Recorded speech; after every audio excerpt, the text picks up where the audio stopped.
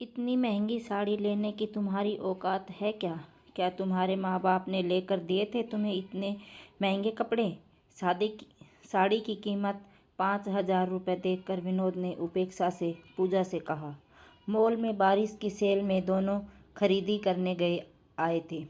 वास्तव में विनोद की तनख्वाह के हिसाब से साड़ी की कीमत ज़्यादा नहीं थी। असल बात यह थी कि पूजा के पापा की छोटी सी किराना की दुकान थी। उसके पापा मध्य वर्गीय श्रेणी में आते थे और विनोद उच्च वर्गीय श्रेणी में। इसी बात का विनोद को बहुत घमंड था। वो पूजा को नीचा दिखाने का कोई भी मौका नहीं छोड़ता था। हर छोटी से छोटी बात में वो पूजा को इस बात का एहसास ज़रूर करवाता था कि वो गरीब घर से आई है। आज भी पूजा को इसी बात का एहसास करवाते हुए उसने यह बात कही। पूजा अपमान का घूंट पीकर आगे बढ़ गई। विनोद का इस तरह ताना मारना उसे अंदर तक लहूलुहान कर गया। वैसे उसके लिए यह कोई नई बात नहीं थी। उसकी शादी को 5 साल हो गए थे। इन 5 सालों में न जाने कितनी बार सास ससुर ननद और पति देव ने ऐसे ताने मारे, लेकिन फिर भी न जाने क्यों आज उसकी सहन शक्ति जवाब दे गई। विनोद ने अपने लिए जीन्स और टी शर्ट लिए। जब वे लोग बिलिंग काउंटर पर आए तो विनोद के अकेले के कपड़ों का बिल हुआ 27,000 रुपये। पेमेंट करने से पहले विनोद बोला, जाओ पूजा, तुम भी अपने लिए वो साड़ी ले लो। तुम भी क्या याद करोगी कि किस रईस से पाला पड़ा है जो इतनी महंगी साड़ी पहनने मिल रही है। जाओ ले लो साड़ी। काउंटर वाले सेल्स बॉय की तरफ देखकर विनोद बोला, बीवी को नाराज़ नहीं कर सकते ना, होम मिनिस्टर है वो घर की। साड़ी महंगी है तो क्या हुआ, खरीदनी तो पड़ेगी। पूजा को चुपचाप खड़ा देखकर विनोद ने फिर कहा, अरे जाओ ना, ले आओ अपने पसंद की साड़ी, मैं नाराज़ नहीं होऊंगा। मैंने यूं ही थोड़ा सा मजाक किया था, तुम तो बुरा मान गई। पूजा ने दृढ़ता से कहा, नहीं, मुझे नहीं लेनी कोई साड़ी। आप बिलिंग करवा कर गाड़ी के पास आ जाइएगा, मैं वहीं जा रही हूँ। इतना कहकर पूजा वहाँ से चली गई। जब विनोद वापस आया तो उसने देखा कि पूजा की आंखें सूजी हुई हैं, मतलब वो रोई है।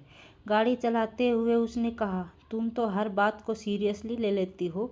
तुम्हें तो पता है मेरी मजाक करने की आदत है। मैं ऐसे ही कुछ भी बोल देता हूँ, मेरे मन में थोड़ी ही कुछ रहता है। मैं तो तुमसे बहुत प्यार करता हूँ। मैं हरदम तुम्हारे पसंद की चीज़ें खरीद कर देता हूँ कि नहीं।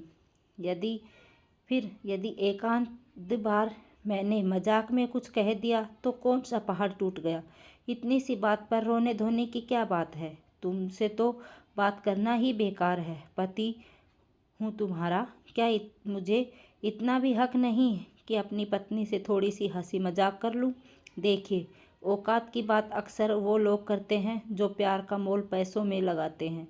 आप कहते हो ना कि आप मुझसे बहुत प्यार करते हो, तो यह कैसा प्यार है आपका जो आपकी पत्नी की भावनाओं को नहीं समझता। मैंने ये कभी नहीं कहा था कि आप मुझे मेरी पसंद की चीज़ें दिलाकर नहीं देते, लेकिन चीज़ें दिलाते वक्त आप एहसान ज़रूर जताते हैं। जैसे घर को सुचारू रूप से चलाना, घर में बच्चों से लेकर बुजुर्गों का ख्याल रखना मेरी जिम्मेदारी है।